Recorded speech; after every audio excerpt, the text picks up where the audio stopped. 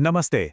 आज हम एक बहुत ही दिलचस्प और बिल्कुल फ्यूचरिस्टिक टॉपिक को डिकोड करने वाले हैं। जरा सोचिए, 2026 में एक बेहतरीन वीडियो चैट ऐप बनाने का सफर कैसा होगा। ये सिर्फ कुछ लाइन का कोड लिखने के बारे में बिल्कुल नहीं है। ये तो एक आर्किटेक्ट की तरह सोचने, सही टूल्स चुनने और लोगों को आपस में जोड़ने का एक शानदार माध्यम तैयार करने की कला है। तो चलिए, एक बिल्डर के नजरिए से इस जटिल लेकिन बेहद रोमांचक सफर की शुरुआत करते हैं। आज के इस एक्सप्लेनर में हमारा रास्ता एकदम साफ है। हम इन 5 अहम पड़ावों से गुजरेंगे। पहला, दी बिल्ड वर्सेस बाय डिलेमा। दूसरा, चूजिंग अ वीडियो एसडीके। तीसरा, एसेंशियल फीचर्स एंड इम्प्लीमेंटेशन। चौथा, प्रिडिक्टिंग क्वालिटी ऑफ सर्विस। और अंत में, द प्राइस ऑफ कनेक्शन। तो चलिए, पहले पड़ाव से शुरू करते हैं, the build versus buy dilemma.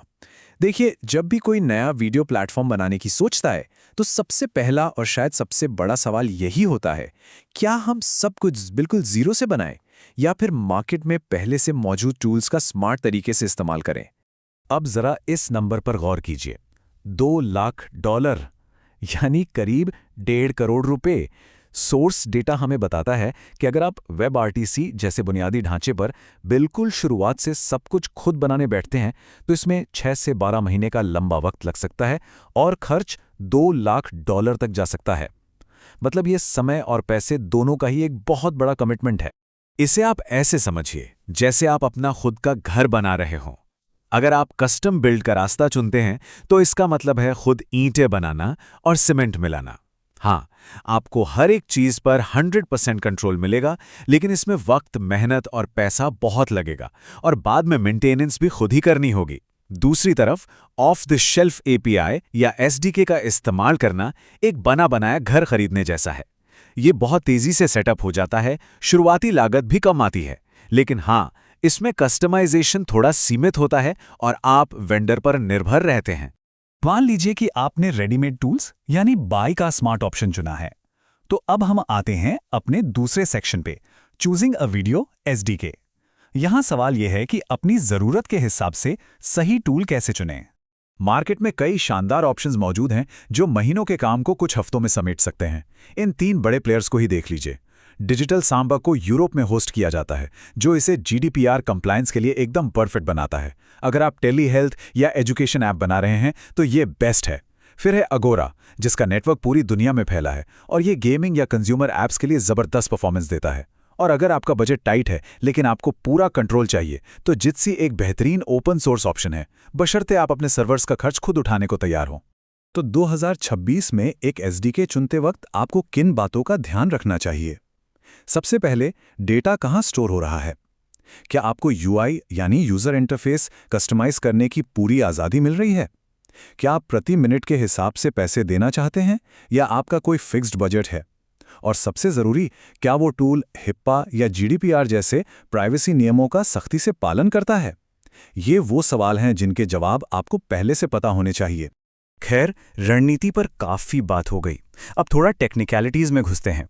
हमारा तीसरा सेक्शन है essential features and implementation. Tool select करने के बाद असली मैजिक यानी कोडिंग की बारी आती है। किसी भी मॉडर्न वीडियो ऐप की बात करें तो उसकी धड़कन है वेब आरटीसी।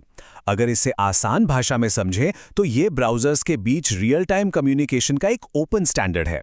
ये वो जादुई तकनीक है जो बिना किसी थर्ड पार्टी प्लगइन के बहुत ही कम देरी यानी लो लेटेंसी के साथ हाई क्वालिटी ऑडियो और वीडियो ट्रांसफर करती है। अब सुनने में इसकी कोडिंग काफी कॉम्प्लेक्स लग सकती है, लेकिन इसे हम 5 लॉजिकल और आसान स्टेप्स में बांट सकते हैं। सबसे पहले, सर्वरलेस और सुरक्षित टोकन जनरेट करने के लिए फायरबेस को चालू किया जाता है। दूसरा स्टेप है ऐप आईडी के साथ यूजर को ऑथेंटिकेट करना। तीसरा और बहुत ही क्रूशियल स्टेप, यूजर के कैमरा और माइक की परमिशन लेना। चौथा, आरटीसी इंजन को इनिशियलाइज करना। और 5वां स्टेप है चैनल से जुड़ जाना। बस, ये एक ऐसा स्मूथ फ्लो है जो आपके ऐप को शानदार तरीके से काम करने में मदद करता है। लेकिन देखिए, 2026 में सिर्फ बेसिक वीडियो कॉल दे देना ही काफ़ी नहीं है।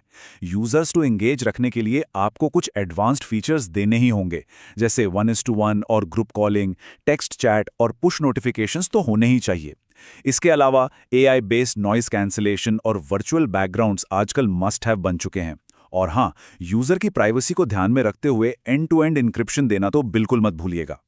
चलिए, मान लिया कि आपका ऐप बनकर तैयार हो गया और सारे फीचर्स भी डल गए। लेकिन रुकिए, अब हमारा सामना होता है वीडियो कॉल्स के सबसे बड़े और अदृश्य दुश्मनों से, लेटेंसी और जिटर। और यहीं एंट्री होती है हमारे चौथे सेक्शन की, predicting quality of service. In network issues से कैसे निपटें? इस पर एकेडमिक रिसर्च हमें भविष्य का एक बेहतरीन रास्ता दिखाती है।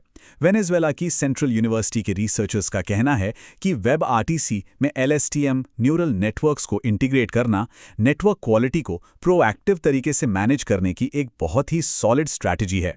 तो अब आप सोच रहे होंगे कि ये LSTM आखिर है क्या भला? बेसिकली ये एक खास तरह का आर्टिफिशियल इंटेलिजेंस है जिसके पास खुद की एक इंटरनल मेमोरी होती है। आप इसे नेटवर्क के लिए एक शील्ड या ढाल की तरह मान सकते हैं। ये नेटवर्क के पुराने डेटा पैटर्न को देखकर कॉल ड्रॉप होने या वीडियो अटकने से पहले ही नेटवर्क की दिक्कतों की भविष्यवाणी कर लेता है ना कमाल की चीज? इस AI के काम करने के तरीके को हम 4 अलग-अलग सिनेरियो में देख सकते हैं। एक्सेप्टेबल यानी सब कुछ स्टेबल है और कॉल एकदम मक्खन की तरह चल रही है। मॉडरेट में हल्का फुल्का जिटर आता है जिससे क्वालिटी थोड़ी सी गिरती है। क्रिटिकल स्थिति तब होती है जब पैकेट्स का बहुत ज्यादा नुकसान होता है और वीडियो फ्रीज होने लगता है। और एक्सट्रीम स्थिति में लेटेंसी इतनी ज्यादा बढ़ जाती है कि कनेक्शन ही टूट जाता है। हमारा AI इन्हीं स्थितियों को भांपकर उन्हें बिगड़ने से पहले ही संभालने की कोशिश करता है। अब हम आते हैं अपने 5वें और सबसे अहम सेक्शन पर, the price of connection. Technicality से बाहर निकलकर थोड़ा बिजनेस माइंडसेट से सोचते हैं। ऐप बन गया, AI सेट हो गया, लेकिन इस पूरी मेहनत की असल कीमत क्या है? और सबसे बड़ा सवाल, इससे पैसे कैसे बनाए जाएं? तो इस पूरे प्रोजेक्ट की कॉस्ट कितनी आएगी? डेटा के मुताबिक एक बेसिक MVP यानी मिनिमम वायबल प्रोडक्ट बनाने में लगभग $1,20,000 का खर्च आ सकता है। और हैरानी की बात देखिए, इस बजट का सबसे बड़ा हिस्सा करीब $40,000 सिर्फ बेसिक UI और चैट बनाने में जाता है। उसके बाद टेस्टिंग पर $28,000 और फिर ऑडियो वीडियो कॉलिंग फीचर्स पर खर्च होता है। इससे ये एकदम साफ हो जाता है कि प्रोजेक्ट शुरू करने से पहले एक तगड़ी बजट प्लानिंग कितनी जरूरी है। जाहिर है, अगर आप इतना पैसा लगा रहे हैं तो रेवेन्यू भी तो आना चाहिए। इसके लिए कई बेहतरीन मॉडल्स मौजूद हैं। आप प्रीमियम फीचर्स के लिए यूजर्स से सब्सक्रिप्शन ले सकते हैं या फिर कुछ ऐप्स की तरह पेपर कन्वर्शन मॉडल ट्राई कर सकते हैं। इसके अलावा in app purchase, peer to peer payments और चैटबॉट इंटीग्रेशन भी कमाई के शानदार तरीके हैं जो आपके इस भारी भरकम इन्वेस्टमेंट को एक बहुत ही प्रॉफिटेबल बिजनेस में बदल सकते हैं। तो देखा आपने, 2026 में एक वीडियो ऐप बनाने का ये सफर कितना दिलचस्प है। शुरुआती कंफ्यूजन से लेकर सही SDK चुनने, कोडिंग करने, AI से क्वालिटी को बेहतर बनाने और फाइनली उसे मोनेटाइज करने तक। अब टूल्स हमारे पास हैं, AI पूरी तरह से रेडी है। तो अगला सबसे बड़ा और बेहतरीन वीडियो ऐप कैसा दिखने वाला है? और उससे भी बड़ा सवाल, क्या उसे आप बनाने वाले हैं? इसी सोच विचार वाले सवाल के साथ हम आज के इस एक्सप्लेनर को यहीं खत्म करते हैं। हमारे साथ जुड़ने के लिए आपका बहुत बहुत शुक्रिया। हमेशा कुछ नया सीखते रहिए।